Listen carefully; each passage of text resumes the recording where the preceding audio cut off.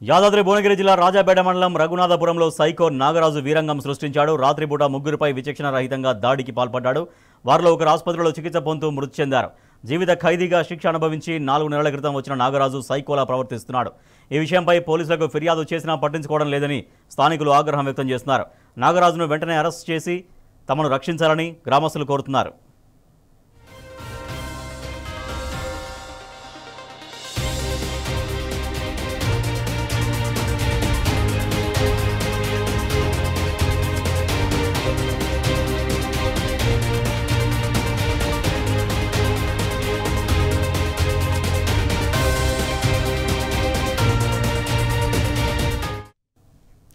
యాదాద్రి భువనగిరి జిల్లా రాజాపేట మండలం రఘునాథపురంలో సైకో నాగరాజు వీరంగం సృష్టించాడు. రాత్రిపూట ముగ్గురిపై విచక్షణ రహితంగా దాడికి పాల్పడ్డాడు.